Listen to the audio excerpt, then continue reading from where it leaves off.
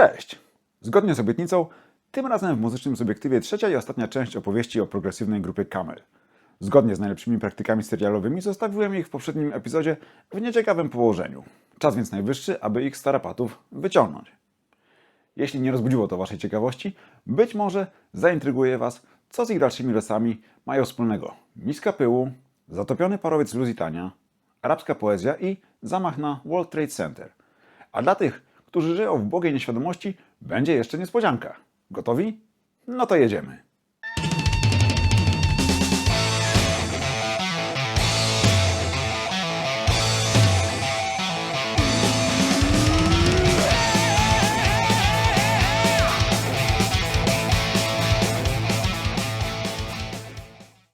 Pod koniec poprzedniego odcinka wspomniałem, że nad Camelem zebrały się w roku 1985 czarne chmury. I to z różnych kierunków. Po pierwsze, mimo wydania rewelacyjnego albumu Stationary Traveler w roku poprzednim, zespół znalazł się na bruku, bez kontraktu i sensownych widoków na przyszłość. Wytwórnia Decca Records, z którą byli do tej pory związani, została przejęta przez większego gracza, firmę Polygram, po czym zmieniono jej profil. Od tej pory miała skupiać się na wydawaniu muzyki klasycznej, natomiast zespołów rockowych kazano jej się pozbyć. W konsekwencji krążek, który zawierał tak naprawdę najbardziej przebojowy materiał w całej dyskografii Camel, nie został wsparty należytą promocją i tym samym zaprzepaszczono jego komercyjny potencjał. Co więcej, Decca nie chciała przedłużać kontraktu z ekipą Andy'ego Latimera, Polygram też nie przyjął ich pod swe skrzydła. Z drugiej strony, widząc dokąd to wszystko zmierza, lider Camel też nie był chętny dłużej pozostawać tam, gdzie go nie chcą. 10 kwietnia 1985 podpisano oficjalne rozwiązanie współpracy i Latimer zaczął szukać nowej wytwórni. Jak się okazało, nie było to wcale proste. I to drugi kierunek, skąd naciągnęły kłopoty. Drzwi, do których pukał, pozostawały zamknięte, albo w najlepszym razie słyszał odmowę. Powód był wszędzie ten sam. Wielbłąd zmienił się w dinozaura. Zdaniem szefów wytwórni czy działów A&R, czyli Artists and Repertoire, czasy się zmieniły. Muzyczny pejzaż też, nie było w nim miejsca dla weteranów, w dodatku grających nie dzisiejszą, a przy tym zbyt ambitną muzykę. Połowa lat 80. to generalnie nie był najlepszy czas dla rocka progresywnego i Camel boleśnie się o tym przekonał. Wśród odwiedzanych wytwórni jedyną sensowną wydawało się EG Records, które miało w swym portfolio m.in. Roberta Frippa, Briana Ferry czy Briana Eno. Sensowną do momentu, gdy po jakichś półrocznych negocjacjach ktoś zapytał Andy'ego, czemu nie gra już z nimi Peter Frampton. Otóż gitarzysta, wsławiony m.in. wydaniem koncertowego albumu Frampton Comes Alive, miał wcześniej projekt o nazwie Frampton's Camel i najwyraźniej jakiś znawca muzyki cały czas myślał, że chodzi o tę grupę. Ale najgorszym rozczarowaniem był moment, w którym nowo zatrudniony dyrektor artystyczny w EG Records stwierdził, że nie będą wydawać jakichś śmieci w stylu New Age, oddał Latimerowi taśmę demo i zakończył wszelkie rozmowy. A na taśmie Andy miał już zarys nowej płyty, która kilka lat później ujrzała światło dzienne jako Dust and Dreams. Nie było zatem tak, że po zakończonej współpracy z Deccą Andy, zrobił sobie bardzo długie wakacje, a potem nagle stwierdził, że można by coś jednak nagrać i wrócił z nowym albumem. Nie, nic z tych rzeczy. Gitarzysta chciał grać dalej i wydawać kolejne płyty, ale najzwyczajniej w świecie nie miał jak. A przynajmniej tak się wydawało. Ale o tym za chwilę, bo trzeba jeszcze wspomnieć o trzecim źródle problemów, a był nim dawny menedżer, Geoff Jukes.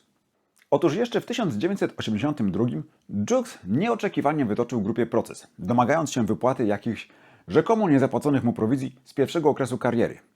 Pozew tak naprawdę dotyczył wszystkich członków pierwotnego składu, ale ponieważ w kapeli ostał się z tamtego okresu tylko Latimer, on sam reprezentował Camel na sali sądowej. Pozostali uważali, że nie mają z tym nic wspólnego. Spory prawne z Jukesem ciągnęły się przez 5 lat, aż do roku 1987, skutecznie wiążąc gitarzyście ręce i zmuszając go do skupienia się na rzeczach bardzo dalekich od tworzenia nowej muzyki. Szczęście w nieszczęściu, Jukes zadarł z niewłaściwymi osobami, bo u boku Latimera już od lat wiernie stała Susan Hoover i to ona odkryła poważne nieprawidłowości z przeszłości. Okazało się, że tantiemy za pierwsze płyty, które członkowie zespołu powinni od lat otrzymywać, w rzeczywistości trafiały do szefów Gamma Records, czyli wytwórni, z którą Camel podpisał kontrakt jeszcze w 1974 i za której pośrednictwem związał się z Decką. Jeśli nie wszyscy pamiętają z pierwszego odcinka, to przypomnę. Jednym z założycieli i szefów Gamma Records był nie kto inny, jak właśnie Geoff Jukes. Dobre, nie? Dzięki Susan Hoover wyszło jednak na to, że Jukes strzelił sobie samobuja. I bardzo dobrze. W odpowiedzi na pozew dawnego menadżera zespół, i to tym razem Latimer wsparty przez Bardensa, Warda i Fergusona, wystosował swój pozew i sprawę dość szybko wygrał. A wspólny wróg zjednoczył na nowo dawnych kolegów i chociaż nie doszło do kolejnej wspólnej muzycznej przygody, atmosfera między nimi oczyściła się na dobre. Z czasem Jukes zorientował się, że jego własny pozew nic mu nie przyniesie i poszedł na ugodę, w związku z czym w roku 1987 Andy Latimer mógł wreszcie odpocząć od problemów prawnych. Niestety, oba zwycięstwa nad Jukesem nie przyniosły żadnych rewelacji finansowych. Owszem, muzycy zaczęli dostawać wreszcie na bieżąco należne im tantiemy, ale tych zaległych nigdy na oczy nie zobaczyli. Nawet jeśli jakieś zadośćuczynienie od Jukesa dostali, to pochłonęły je koszta sądowe, opłacenia adwokata i inne wydatki. Latimer był zwycięzcą głównie moralnym, z kątem świecącym pustkami i wciąż bez kontraktu w kieszeni. Ciągłe odmowy różnych wytwórni sprawiły, że lider podupadł na duchu i zaczął wierzyć, iż faktycznie jego czas przeminął i nikt już nie potrzebuje jego muzyki. Jak sam wspomina, siedziałem w domu, gapiłem się w telewizor i rozczulałem nad sobą. Z tego zawieszenia pomogła mu się wydostać oddana Susan Hoover. To za jej namową gitarzysta zaczął myśleć nad założeniem własnej wytwórni. Skoro nikt nie chciał jego i jego muzyki, może najlepszym sposobem wyjścia z impasu było wzięcie spraw we własne ręce? Susan i Andy, niczym bohaterowie przyszłej płyty, postanowili zostawić ze sobą przeszłość i ruszyć przed siebie, budować nową przyszłość. I to dosłownie, bo para zdecydowała się sprzedać dom w Anglii i przenieść do Mountain View w Kalifornii, gdzie założyli firmę Camel Productions, a także zbudowali małe studio nagraniowe. Czemu potrzebna była do tego przeprowadzka? Bo w Anglii nie mogliby sobie na to pozwolić. Tymczasem w Stanach było po prostu taniej żyć. Z początku łatwo nie było. Kalifornia jest miejscem, w którym zdarzają się trzęsienia ziemi. I w jednym z nich Andy stracił cały swój sprzęt. Nie załamał się jednak ani nie poddał, tylko pozbierał się i z pomocą partnerki doprowadził projekt do momentu, gdy mógł na spokojnie wejść do studia, by zarejestrować nową płytę, ciesząc się pełną niezależnością i swobodą artystyczną. W tym powrocie wsparli go koledzy, z którymi nagrywał Stationary Traveler 7 lat wcześniej. Tom Scherpenzel na klawiszach, Paul Burgess na garach i Colin Bass na basie. W ten sposób światło dzienne mogła wreszcie we wrześniu 1991 ujrzeć płyta Dust and Dreams, leżąca w szufladzie Latimera od ładnych 6 lat. Przy czym przerwa chyba dobrze jej zrobiła, bo w pewnym momencie gitarzysta skomponował sporo jej fragment na nowo, nie do końca zadowolony z wcześniejszego efektu. Nowy krążek, co zaczęło być od czasu Stationary Traveler w zasadzie regułą, ukazał się kolejnym koncept albumem i również po raz kolejny bardzo udanym. Tym razem Andy Latimer i Susan Hoover, która wsparła go w przygotowaniu tekstów do kilku utworów, postanowili sięgnąć po klasykę literatury Grona gniewu Johna Steinbecka. Powieść wydaną w 1939 i opisującą dzieje rodziny Jodów, którzy opuszczają swój rodzinny dom w Oklahomie i wraz z tysiącami ich podobnych ruszają za chlebem do odległej Kalifornii. Za wyborem tej pozycji przemawiała m.in. analogia do ich własnego losu. Może nie aż tak dramatycznego co bohaterów książki, ale również pełnego wyzwań i przeciwności. Muzycznie album był przede wszystkim świadectwem, że lata 80. się skończyły. Nie było tych niemalże tanecznych rytmów czy nowofalowych brzmień, nie było 80sowych syntezatorów. Była za to przejrzysta produkcja, żywa sekcja rytmiczna, bardziej klasycznie brzmiące klawisze i to, co najważniejsze, czyli mnóstwo gitary. Dominowały znowu utwory instrumentalne, przez co płycie było zdecydowanie bliżej do nude niż Stationary Traveler i podobnie jak w przypadku nude, sporą część stanowiły utwory krótkie, połączone w całość, którą trochę trudno rozbierać na elementy składowe. Jeśli już miałbym zgłosić jakieś zastrzeżenie, to do faktu, że zwłaszcza w drugiej części płyty, tej wyłącznie instrumentalnej, sporo miejsca zajmują utwory oparte głównie na instrumentach klawiszowych, budujących takie orkiestrowe brzmienia, co dobrze pasowałoby jako ścieżka dźwiękowa do filmu. Natomiast mam wrażenie, że w tych momentach brakuje czasem jakichś charakterystycznych motywów, o które uwaga słuchacza mogłaby się zahaczyć. Mam wrażenie, że w pewnym momencie emocje trochę siadają i czekają na świetną końcówkę. Ale to oczywiście jest moje subiektywne zdanie. Longplay zaczyna się powiewami wiatru i bardzo klimatycznym wstępem Dust Bowl, który nie tylko stanowi świetne wprowadzenie do zawartości muzycznej, ale i opowiadanej historii. I od razu dodam, że do tematu tego nawiązuje też okładka i pośrednio tytułowy utwór z płyty Dust Bowl Joe Bonamassy, a bezpośredni związek ma z tym tematem album Dust Bowl Ballads amerykańskiego pieśniarza folkowego Woody'ego Guthrie'ego z 1940 roku, uznawany często za pierwszy album koncepcyjny. Podejrzewam, że nie wszyscy czytali naturalistyczną powieść Johna Steinbecka, więc pewnie przyda się kilka słów komentarza. Dust Bowl to w dosłownym tłumaczeniu miska pyłu czy miska kurzu i odnosi się do obszaru mniej więcej 400 000 km2, obejmującego tereny należące do stanów Oklahoma, Teksas, Kansas, Colorado i Nowy Meksyk. Terminem tym określa się również okres w historii USA, konkretnie w latach 30., gdy na tych terenach miała miejsce wielka katastrofa ekologiczna, związana z występowaniem potężnych burz piaskowych. Przyczyną tej klęski naturalnej były czynniki przyrodnicze, ale i działalność człowieka. Tereny, na których doszło do katastrofy, są częścią tzw. wielkich równin, czyli rozległych terenów stepowych tzw. amerykańskiej prerii. Od lat 60. XIX wieku rząd USA zachęcał osadników ze wschodu do zakładania tam ranch i farm, rozdając im dla zachęty wielkie połacie ziemi, a wysiłki te zintensyfikowano jeszcze na początku XX wieku. I chociaż na terenach tych dominuje klimat suchy, czasowe pojawienie się obfitych opadów pozwoliło wierzyć, że na tych terenach da się z powodzeniem uprawiać rolę, co wraz z rozdawaną ziemią stanowiło wystarczający wabik dla osadników. W efekcie na tych ziemiach zamieszkały tysiące przybyszów ze wschodniego wybrzeża lub w ogóle emigrantów z Europy, biorąc się energicznie za uprawę ziemi. Energicznie, ale niestety bez potrzebnej wiedzy. Wspomagani przez nowoczesną technologię, jak chociażby traktory, osadnicy nadmiernie eksploatowali ziemię, przede wszystkim stosując głęboką orkę, co powodowało, że gleba za szybko traciła swą wierzchnią warstwę uprawną, a wiążące glebę i zatrzymujące wilgoć korzenie traw były niszczone. W efekcie ziemia na przestrzeni setek kilometrów kwadratowych stała się luźna i wystawiona na erozję, a gdy przyszły nieoczekiwanie wielkie susze, łatwo utraciła wilgoć również w głębszych partiach. Kropkę nad i postawiły gwałtowne wiatry, które wzbijały z wysuszonych pól tumany piasku i pyłu, wywołując ogromne burze zwane dusterami. Dławiący pył potrafił ograniczyć widoczność do mniej niż 1 metra. Wdzierał się dosłownie wszędzie i oczywiście pokrywał wszystko grubą warstwą. Niegdyś całkiem żyzne tereny zamieniły się w krótkim czasie niemalże w pustynię, a tysiącom rolników zajrzało w oczy widmo głodu. I to nie tylko z powodu zniszczonych upraw czy braku widoków na kolejne udane zbiory, ale też ze względu na niespłacone kredyty czy inne zobowiązania finansowe. Bankierów oczywiście ich kłopoty nie interesowały, więc osadnicy zaczęli masowo opuszczać tereny Dust Bowl za bezcen lub za długi, oddając dorobek swego życia. Takimi uchodźcami są też członkowie rodziny Jodów, sportretowanej przez Johna Steinbecka w Gronach Gniewu. Jak inni, muszą zamienić rodzinną farmę na rozklekotaną ciężarówkę i ruszyć przed siebie za chlebem. Gdzie? Oczy wszystkich skierowane były na zachodnie wybrzeże, o czym śpiewa Andy Latimer w spokojnym, tchnącym nadzieją Go West. To tam, w Kalifornii, podobno czeka praca, owoce rosną na każdym drzewie i nigdy nie jest zimno. Wraz z utworem Dusted Out nastrój zmienia się na podniosły i dramatyczny. To moment, gdy rodzina Jodów porzuca farmę i dołącza do eksodusu, nie wiedząc, co przyniesie jej przyszłość. W kolejnym utworze robi się prawdziwie rockowo. Jest mocna gitara, jest napędzająca wszystko sekcja rytmiczna, a Andy znowu śpiewa. W refrenie oraz w momencie, gdy wokal i gitara idą unisono, jest wręcz przebojowo. To Mother Road, akompaniament do podróży przez bezkresy USA po słynnej Route 66, której towarzyszą nadzieje, lęki, rozterki i wątpliwości. Czy to stare auto da radę dojechać? Czy tam, dokąd jedziemy, nasze kłopoty na pewno się skończą?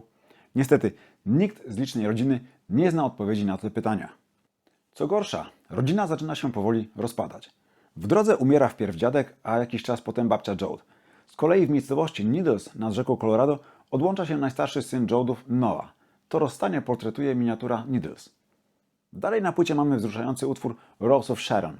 To imię najstarszej córki Jodów, 18-latki, która spodziewa się dziecka i wraz z mężem planuje już ich przyszłość w Kalifornii. Niestety, Connie Rivers, starszy od niej zaledwie o rok, jest przytłoczony małżeństwem i ojcostwem, dlatego po przybyciu do Kalifornii odchodzi, uciekając przed odpowiedzialnością. W tej kompozycji słyszymy piękny, gościnny duet w wykonaniu Mae McKinney i starego znajomego Camel, basisty Davida Paytona, tym razem użyczającego tu tylko swego głosu. Po nich wchodzi spokojna partia Latimera, a potem śpiew powraca w dynamicznym, przebojowym refrenie, by pod koniec ustąpić miejsca tej jedynej, niepowtarzalnej gitarze Andy'ego. Zaraz potem klimat się zmienia. W Milk and Honey robi się mroczniej, aczkolwiek końcówka zdaje się napawać optymizmem. To moment, gdy przerzedzona rodzina dociera do Kalifornii i orientuje się, że bynajmniej nie jest to kraina mlekiem i miodem płynąca. Takich jak oni, pogardliwie nazywanych oklakami, w oryginale Okies od Oklahomy, z której pochodzą, są setki, jak nie tysiące, a to oznacza zbyt wiele rąk do pracy, głodowe pensje, wyzysk i nędzne warunki. Mimo to Jodowie zatrzymują się w jednym z obozów dla uchodźców i próbują jakoś przetrwać. Jak trudnym lub wręcz niemożliwym się to zdaje, potwierdza kolejne na płycie End of the Line, śpiewane przez Andy'ego Latimera. To skarga Toma Joda, głównego bohatera Gron Gniewu, człowieka zwolnionego warunkowo z więzienia za morderstwo w samoobronie, który dołączył do swojej rodziny w tej podróży, mimo że łamał tym zasady swojego zwolnienia. Tom opowiada o setkach takich jak on, szukających pracy, której nie ma, traktowanych przez policję, urzędników czy lokalnych mieszkańców niczym gorszy gatunek ludzi. Tytułowy koniec linii to dosłownie koniec kolejki, w której trzeba się ustawić w oczekiwaniu na pracę, ale też kres, do którego się dociera i za którym nie ma już nic, ani nadziei, ani woli walki.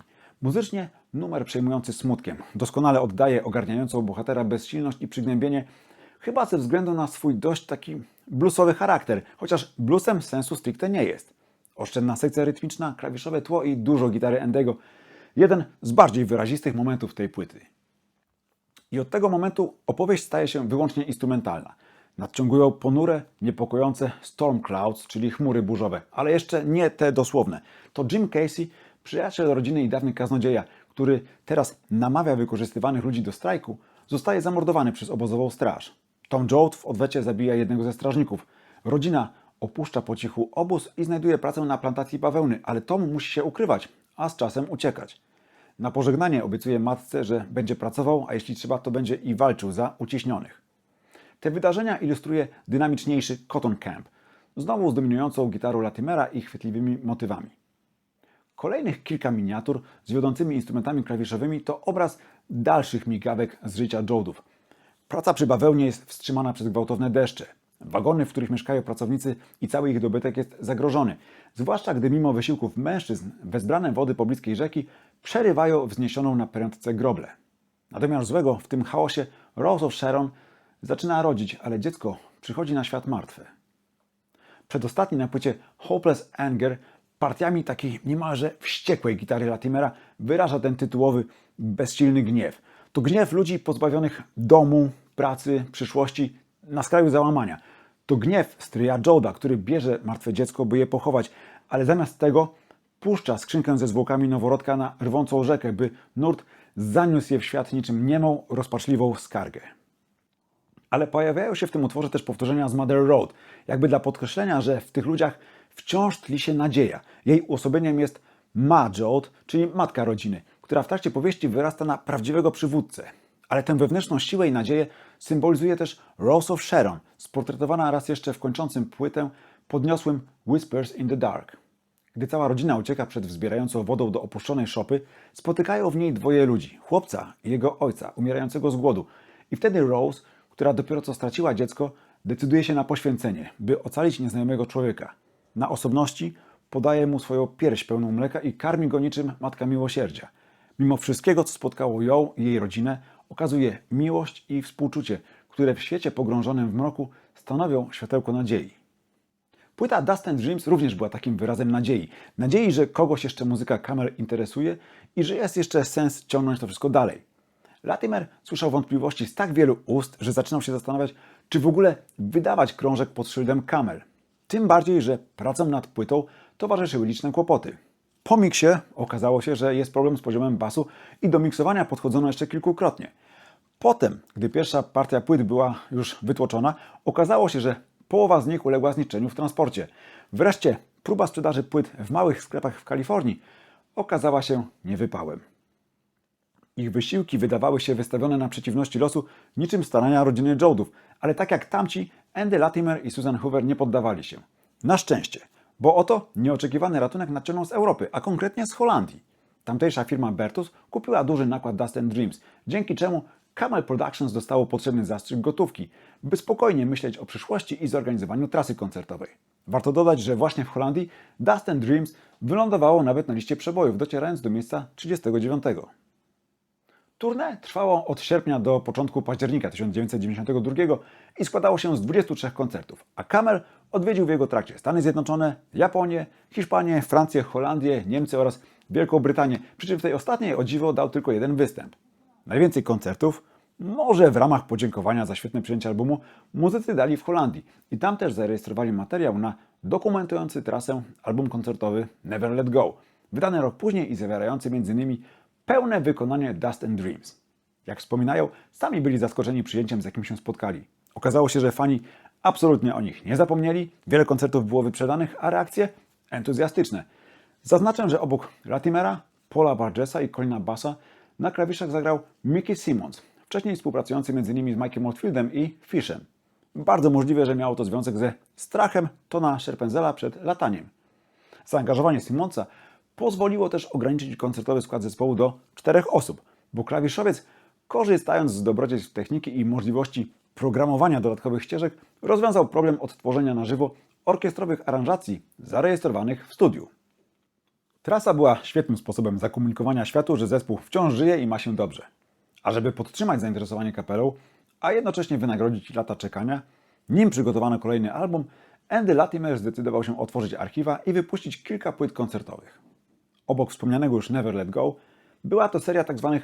oficjalnych bootlegów, ponieważ gitarzysta nie był do końca zadowolony z jakości dźwięku, jakie oferowały.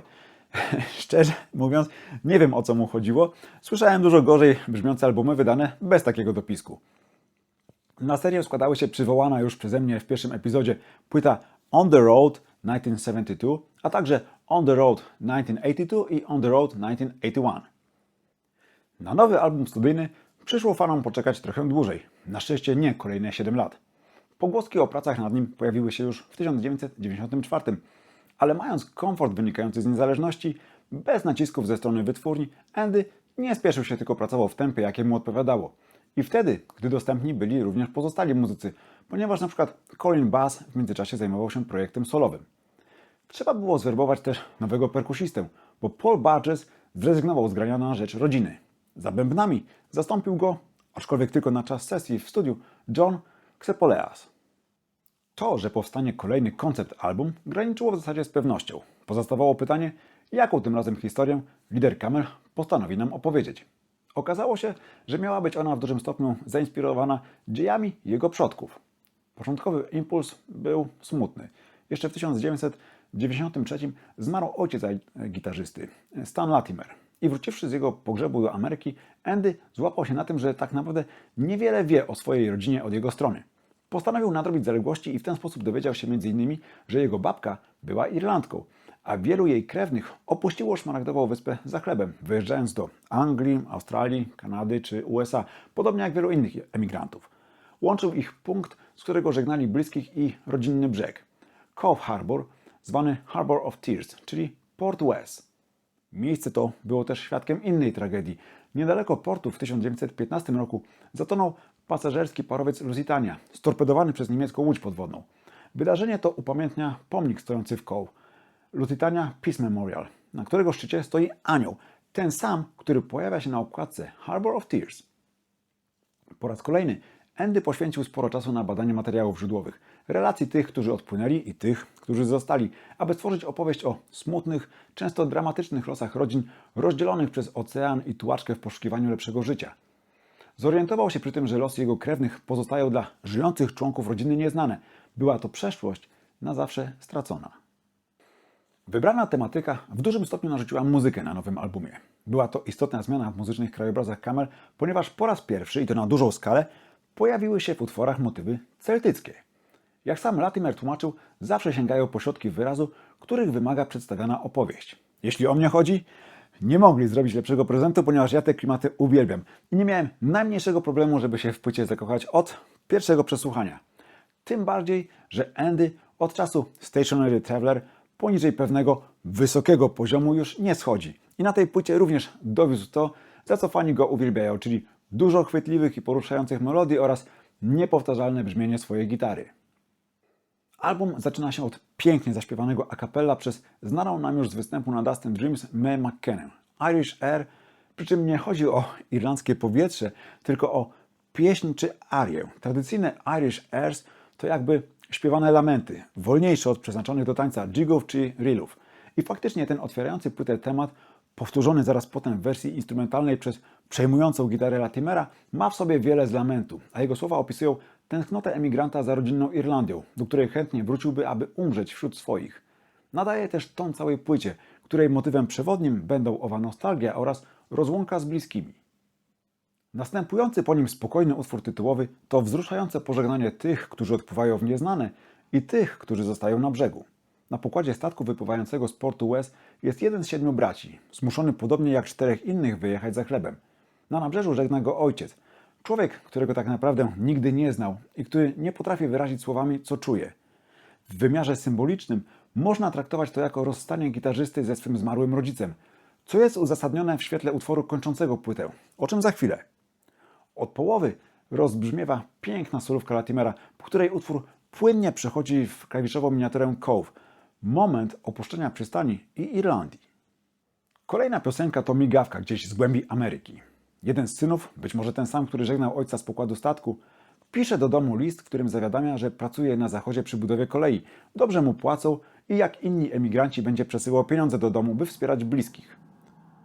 W postscriptum syn pisze jeszcze do matki, że załącza swe zdjęcie i prosi, by go nie zapomnieli. Nietypowo jak na kamer, utwór napędzają smyczki, ale jak dla mnie sprawdza się to znakomicie. Podobnie jak kolejny gościnny występ Davida Paytona na wokalu oraz dialog klawiszy i gitary w środku piosenki. Kolejna miniatura instrumentalna Under the Moon to przede wszystkim rzewna gitara Andiego, a ja wyobrażam sobie, że to moment, gdy po ciężkim dniu pracy można wreszcie odpocząć i patrząc na księżyc, być może zasypiając pod rozgwieżdżonym niebem, można przenieść się myślami do odległej Irlandii. Podobnie przenoszeni są słuchacze, bo rozbudowane, klimatyczne Watching the Bobbins to z kolei obraz dziewczyny, która została w kraju.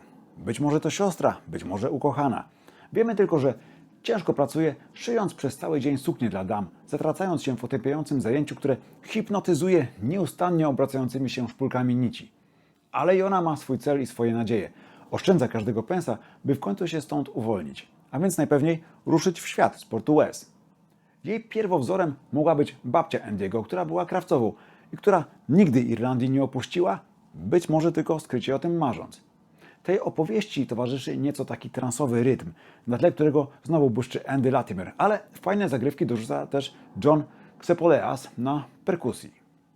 Kolejny łącznik, miniatura Generations, przenosi nas do pięknej akustycznej ballady Eyes of Ireland, w której śpiewający opowiada słuchaczom o rodzinnym kraju, opuszczonym przed laty przez wielu mieszkańców. Opustoszałe domy stopniowo popadają w ruinę, pola zarastają chwastami, a cmentarze trawą i coraz mniej ludzi pamięta o dawnych czasach. Jedyne co można zrobić, to przechowywać drogie wspomnienia w swym sercu, wiedząc, że nigdy już nie zobaczy się Szmaragdowej Wyspy. I od tego momentu, poza jedną przerwą, krótkim utworem End of the Day, płytę dominują kawałki instrumentalne. Dodam, że świetne. Wpierw mamy Running from Paradise. Bogate w najróżniejsze tematy muzyczne, w którym smutek przeplata się z momentami radosnymi, wręcz stworzonymi do tańca. Czy tytułowa ucieczka z raju oznacza faktyczną próbę powrotu do domu z ziemi obiecanej? Czy może tylko ucieczkę symboliczną w myślach, może zatracenie się w tradycyjnym tańcu? Trudno powiedzieć. Znowu Andy Latimer i Susan Hoover poskąpili jaśniejszych wskazówek, oddając pole naszej wyobraźni. Podobnie trudno określić, kto śpiewa urzekającym smutkiem End of the Day. Prawdopodobnie ktoś wkraczający właśnie w dorosłość, kto wspomina z rozrzewnieniem przeszłe dni. Ale czy jest to chłopak, czy jest to dziewczyna, czy znajduje się w Irlandii, czy na obcej ziemi? Trudno określić. W sumie może nie jest to istotne. Ten smutek może odczuwać zarówno ten, kto wyjechał, jak i ten, kto został. To, że jest to osoba u progu dorosłości, zdaje się potwierdzać kolejny utwór, kapitalny, rozbudowany coming of age, co można przetłumaczyć jako dorastanie. Jeżeli komuś brakowało na tej płycie żywszych fragmentów, tutaj robi się dynamiczniej, miejscami nawet ostro i ciężko, co nie przeszkadza Latimerowi dalej czarować nas swoją grą, między innymi dzięki manipulacji potencjometrem, co niemal imituje skrzypce. Chociaż i Mickey Simmons może się wreszcie tutaj wykazać trochę bardziej na klawiszach. Ostatni na płycie The Hour Candles pod tytułem A Song for My Father, czyli pieśń dla mego ojca, to kolejna porcja instrumentalnego piękna i smutku, w której raz jeszcze na pierwszy plan wysuwa się genialna gitara Latimera.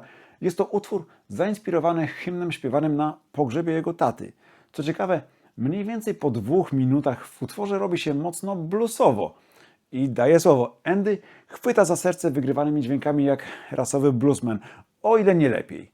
W końcówce wracają obecne na całej płycie motywy celtyckie i podniosłe partie gitary, a potem słyszymy jeszcze raz dochodzący nas z oddali lament Mae McKenny i po nim już tylko 15 minut szumiącego morza. Płyta kończy się zatem nietypowo, ale dla wszystkich lubiących się tak zrelaksować, ten bonus to prawdziwa gratka. No a przecież można zawsze płytę wyłączyć wcześniej.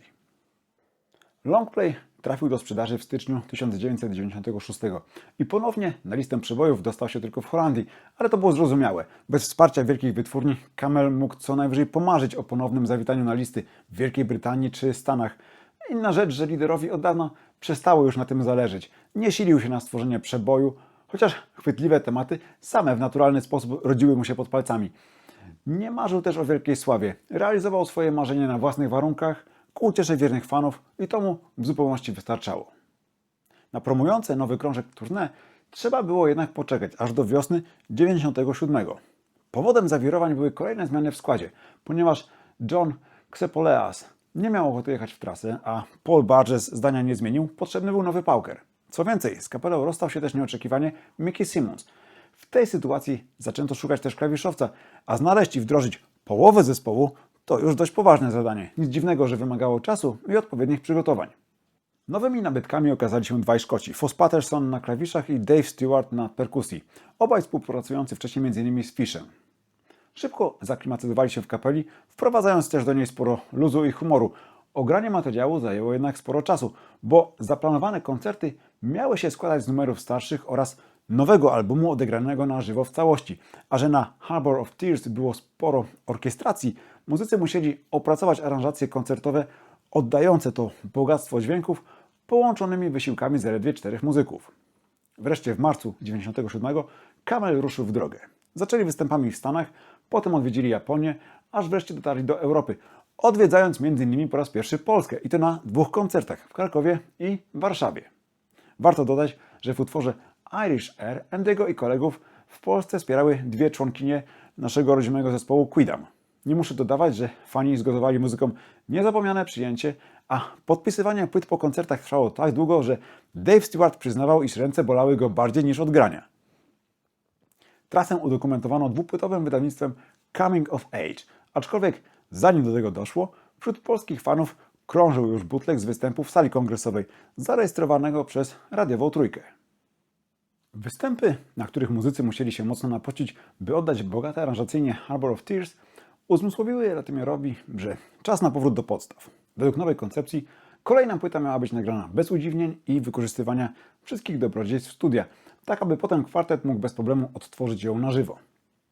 Ponieważ jednak jako muzyk niezależny nie musiał się spieszyć, do nagrywania nowego materiału zespół przystąpił dopiero wiosną 1999. W międzyczasie Colin Bass wydał solową płytę An Outcast of the Islands, nagraną w poznańskim studiu Giełda, w której rejestracji udział wzięło sporo przedstawicieli polskiej sceny progresywnej, a swe ścieżki już w Stanach dograli do niej Andy Latimer i Dave Stewart.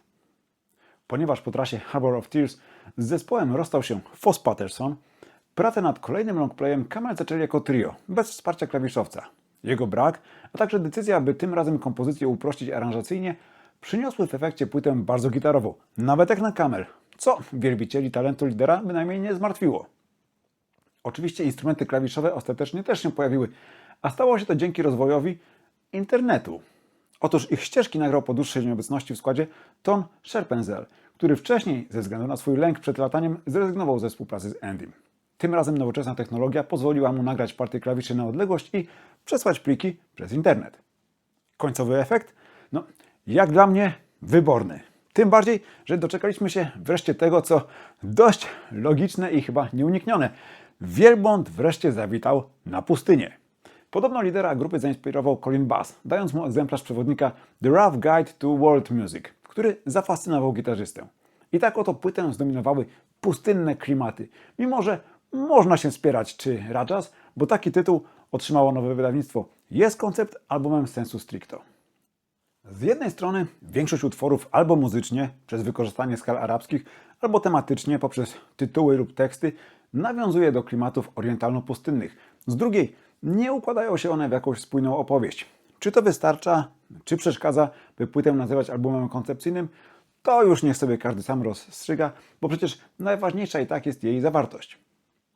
A wypada ona niezwykle interesująco, zwłaszcza dla kogoś, komu tęskno było do tego Camela takiego bardziej rockowego, a mniej orkiestrowego. Na start mamy instrumentalne Three Wishes, czyli 3 życzenia, co oczywiście kojarzyć się może ze Złotą Rybką, ale w kontekście całości trafniejsze chyba będzie skojarzenie z dżinami. Zaczyna się bardzo klimatycznie, przestrzennymi klawiszami i snującymi się takimi zawodzącymi dźwiękami gitary, które jednak szybko przechodzą w pierwszą z wielu na tej płycie wysmakowanych solówek Andy'ego Latimera. I tu muszę przyznać, że ten początek niezmiennie przywołuje mi na myśl wstęp do Shine on Your Crazy Diamond w Pink Floyd. Przy czym nie robię z tego żadnego zarzutu, bo jednego i drugiego słucham z prawdziwą przyjemnością. Co więcej, dość szybko następuje zmiana charakteru kompozycji. Pojawia się dynamiczna sekcja rytmiczna i radosny motyw przewodni na gitarze.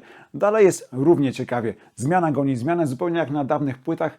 Pojawiają się też pierwsze arabskie wstawki. Znać, że panowie są w świetnej formie, a całość została bardzo dobrze wyprodukowana. Następujący po nim Lost and Found zaczyna się dość spokojnie i zwyczajnie, aczkolwiek śpiewowi Latimera towarzyszy w tle wiolonczela, na której gra Barry Phillips, występujący już wcześniej gościnnie na płycie Harbour of Tears. Po 2 zwrotkach robi się jednak żywiej i znowu dużo się dzieje, już tylko instrumentalnie. Mamy unisona klawiszowo-gitarowe, solo na syntezatorze i solo Latimera już pod koniec, gdy wraca podkład spod zwrotek. Ale to zaledwie preludium do tego, co przed nami, czyli 2 długich, ponad 8-minutowych numerów The Final Anchor i Rajas. Pierwszy z nich zaczyna się mrocznie, osadzony jest na takim majestatycznym, ciężko sunącym, hipnotycznym rytmie. Pojawia się gitara, wpierw grająca klasycznie, potem sięgająca po motywy orientalne i robi się zupełnie jak na okładce płyty.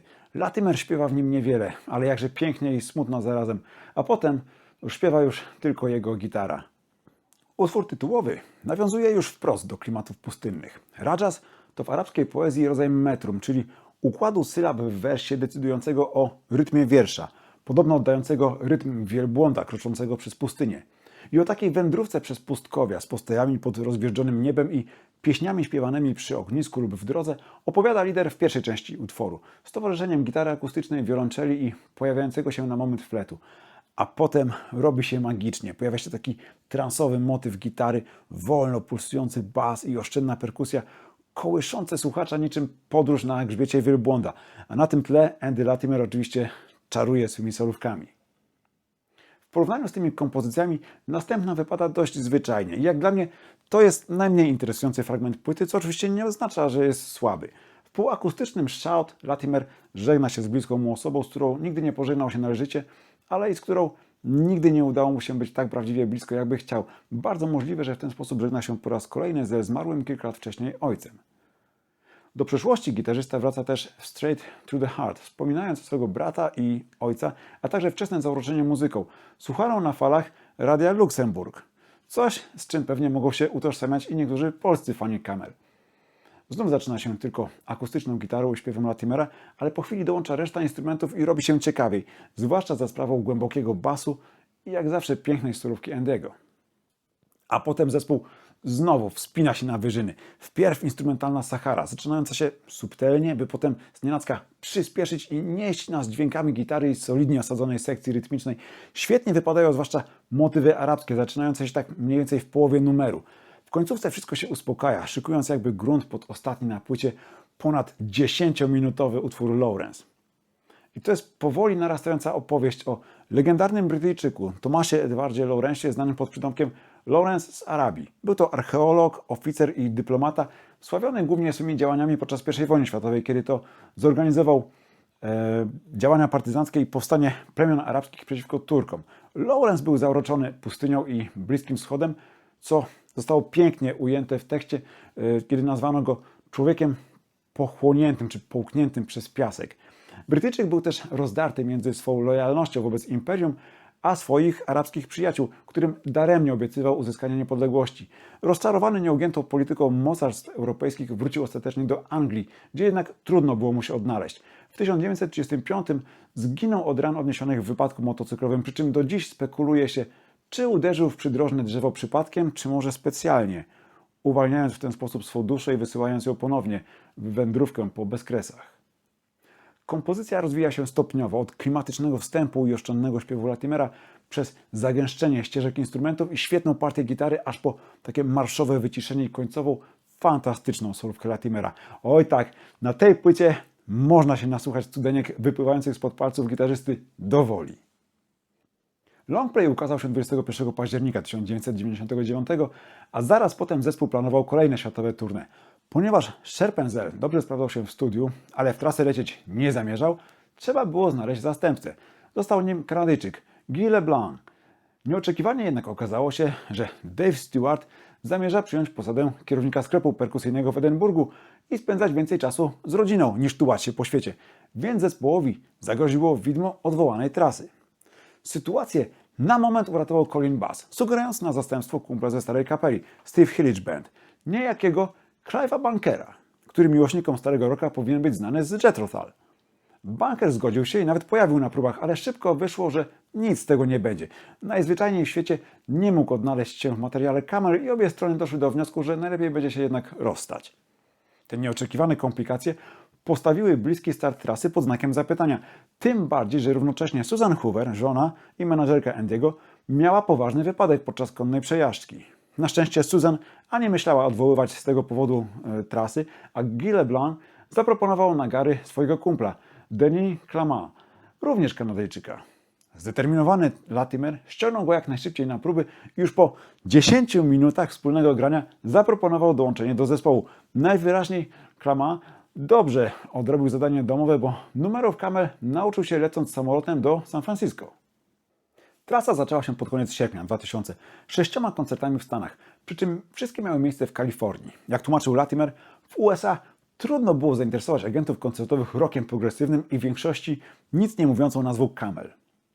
Dużo lepiej było w Japonii i Europie, które grupa odwiedziła we wrześniu i październiku, między innymi ponownie występując w Polsce i to aż 5 razy. Tym razem koncepcja koncertu uległa zmianie. Z nowego krążka grano zaledwie 3 numery, natomiast w secie przypominano sporo numerów starszych, łącznie z piosenką Slow Yourself Down z debiutanckiego albumu, wykonywaną na niektórych występach w części akustycznej. Warto dodać, że pech muzyków nie opuszczał. Koncert w Los Angeles, zarejestrowany z myślą o upamiętniającym trasę DVD, nagrano bez dźwięku, bo ktoś zapomniał wcisnąć odpowiedni guzik. Poza tym, w trakcie trasy Latimer rozchorował się i w pewnym momencie na wokalu musieli go zastąpić Colin Bass i Guy LeBlanc.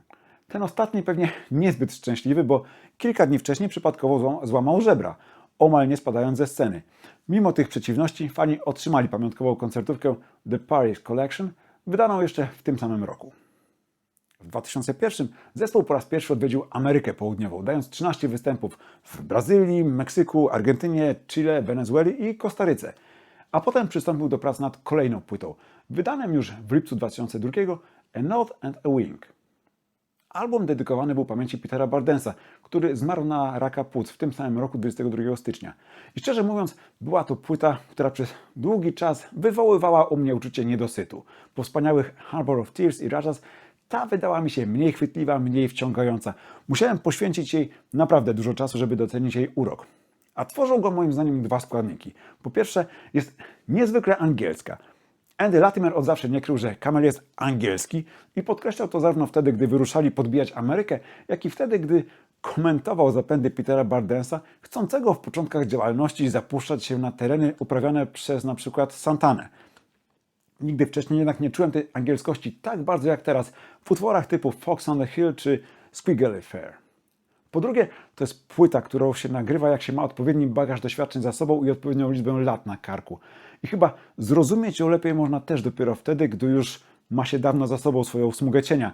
To znowu nie jest koncept album w klasycznym rozumieniu, a jednak coś każe mi tak o nim myśleć. Chyba głównie tematyka utworów, które krążą wokół motywu przemijania, wspominania przeszłości, a przede wszystkim cofania się do czasów dzieciństwa.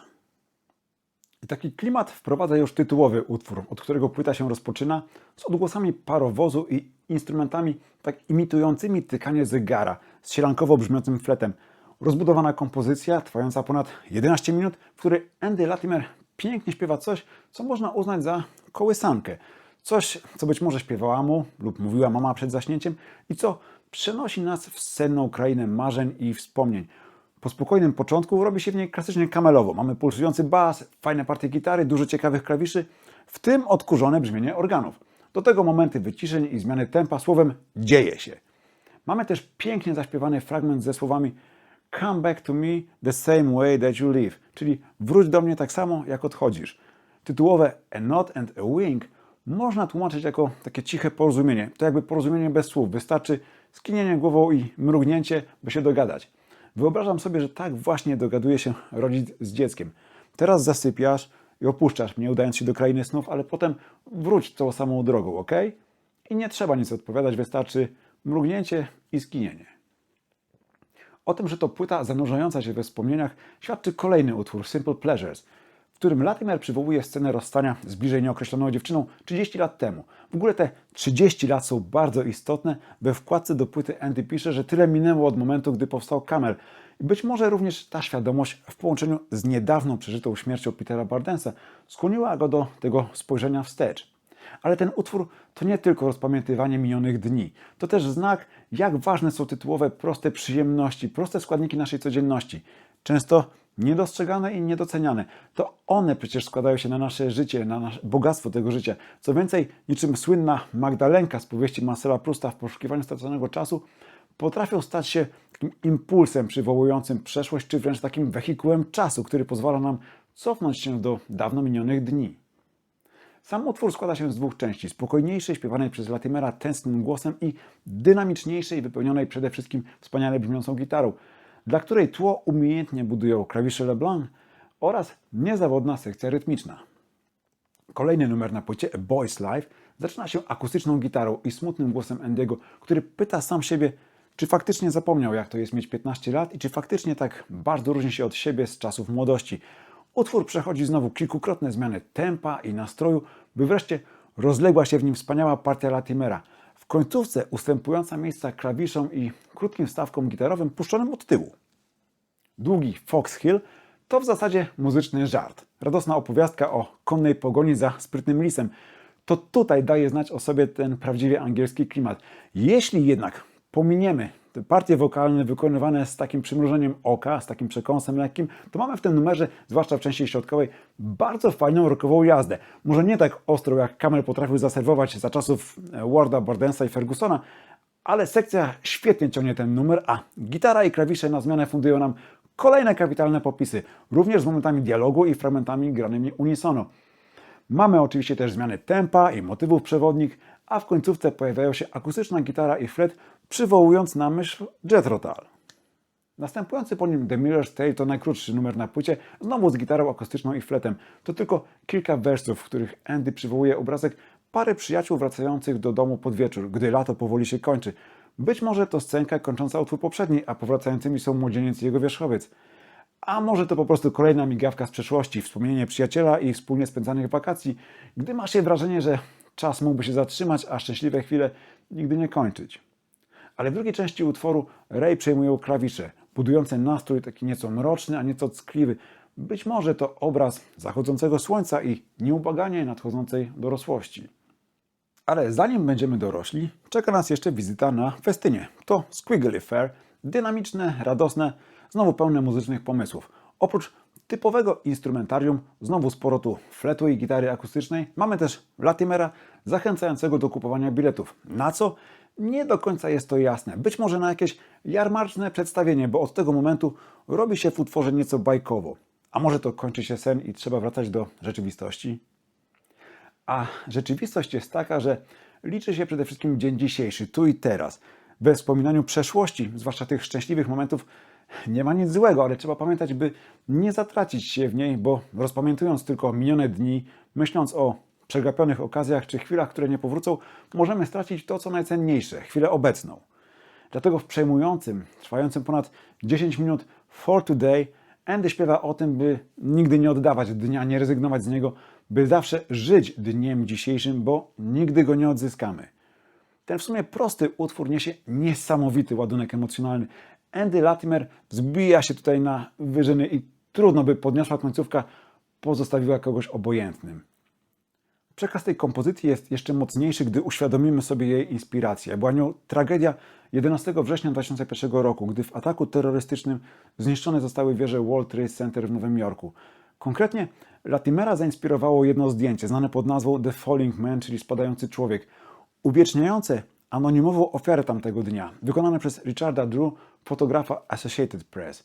Była to jedna z około 250 osób, które wybrały skok z wysokości od śmierci w płomieniach. Na zdjęciu uderza przede wszystkim poza tego człowieka, który odchodzi w spokoju, z godnością, pogodzony z nieuchronnym losem.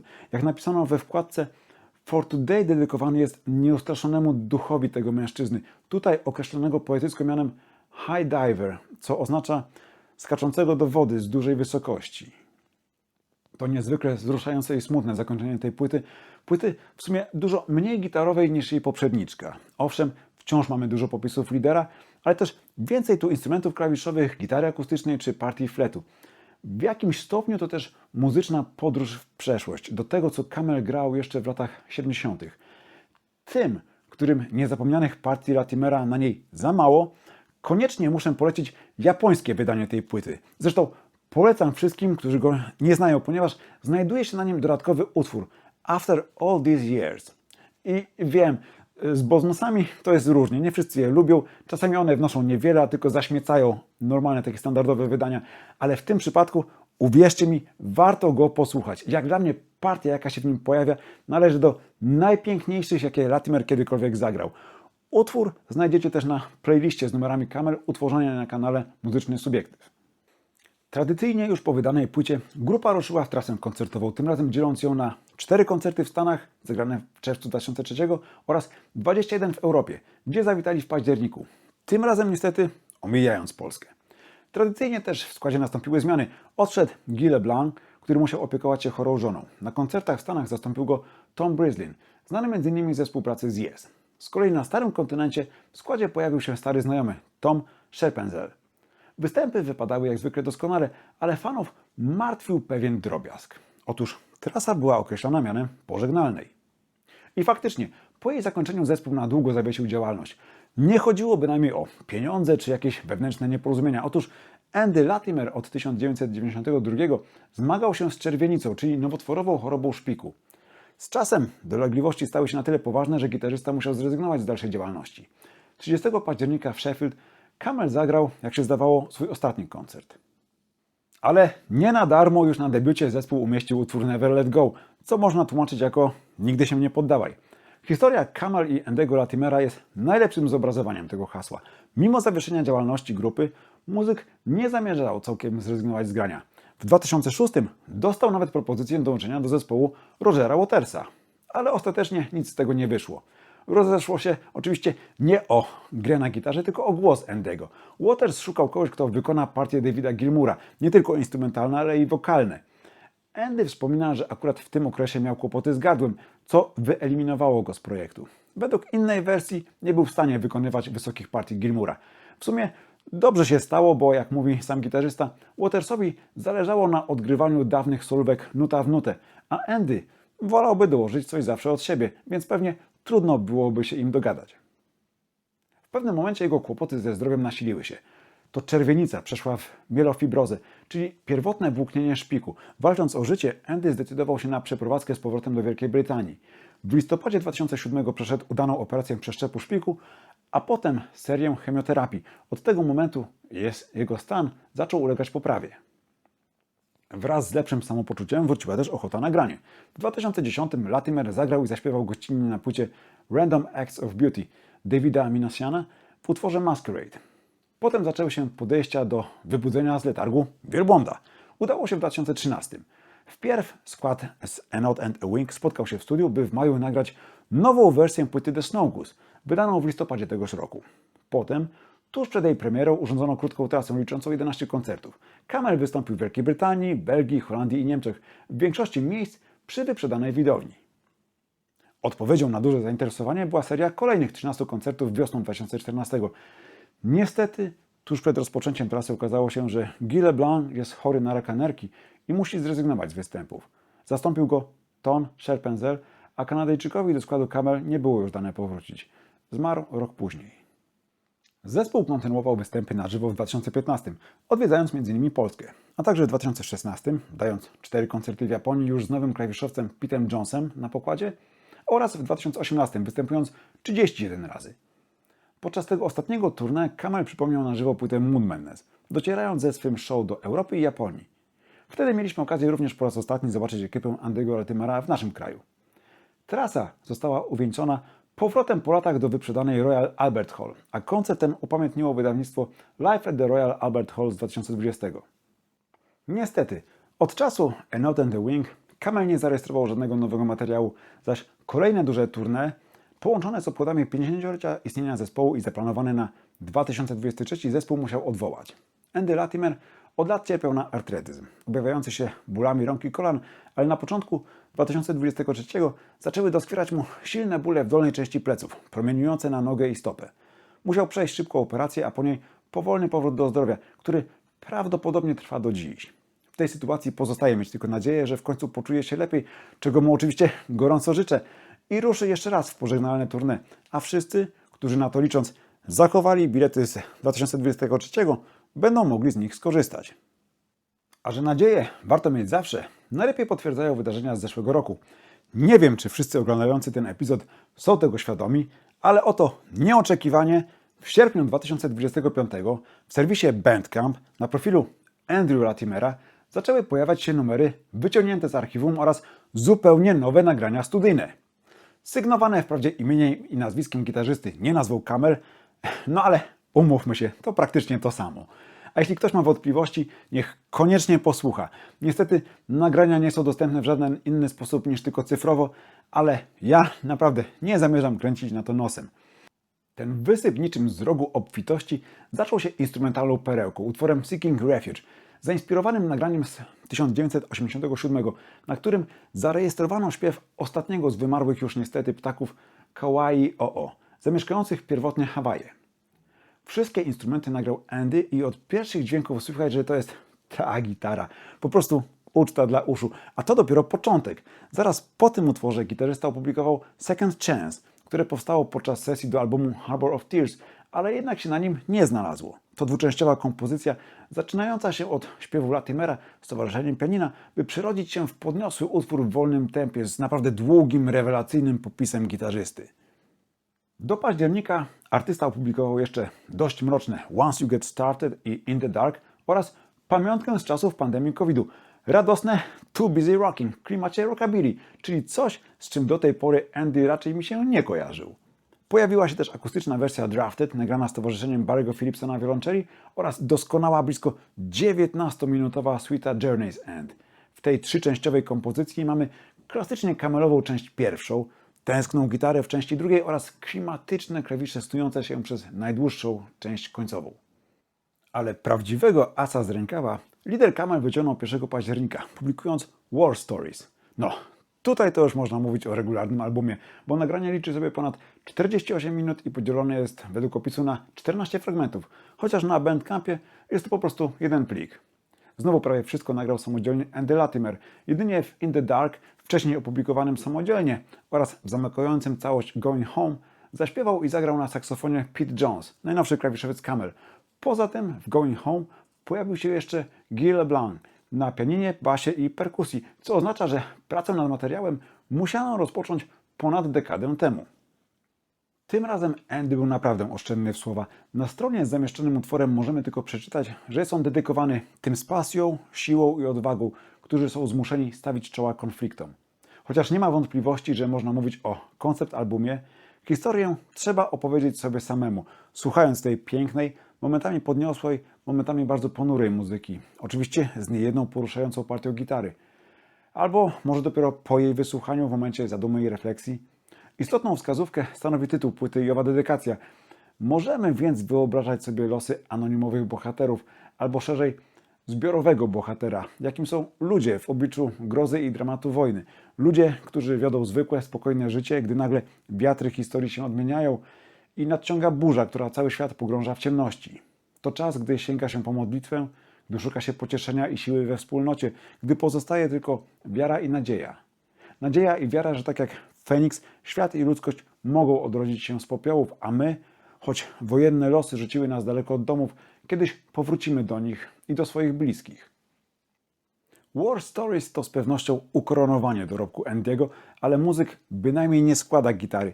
Do końca 2025 na Bandcampie pojawiły się jeszcze archiwalne, akustyczne wersje Lady Fantasy, City Life, White Rider, Watching the Bobbins i Fingertips oraz instrumentalna wersja Silent Night, wydana nieco przed świętami Bożego Narodzenia, przy czym zaaranżowana tak, że gdybym nie wiedział, chyba bym nigdy nie zgadł, o jaki utwór chodzi. W 2026 roku Andy też nie próżnuje. Pod koniec lutego opublikował 5-częściową suitę The Road Home z dopiskiem Dedicated to Susan for her love, czyli dedykowane Susan za jej miłość. A w połowie marca 6-częściową suitę Mood Indigo. W każdej z nich znajdziemy oczywiście to, co tygrysy lubią najbardziej, czyli dużo i jeszcze więcej niepowtarzalnej gitary Andy'ego, a w tej pierwszej również odwołanie do hasła, które najwyraźniej stało się myślą przewodnią Latimera – Never Let Go. Znamienny jest również jej tytuł – Droga do domu. W tej późniejszej twórczości Latimera, tej tak od lat 90. w górę, motyw domu, powrotu do domu, tęsknoty za nim lub poszukiwania go jest niezwykle istotny. Podobnie jak był w jego życiu, zwłaszcza od momentu, gdy wraz z rozwiązanym kontraktem z Decą stał się w przenośnym sensie bezdomny, bo bez wytwórni, ale też w znaczeniu dosłownym, bo musiał sprzedać swój dom w Anglii i w poszukiwaniu lepszego jutra przenieść się do Kalifornii.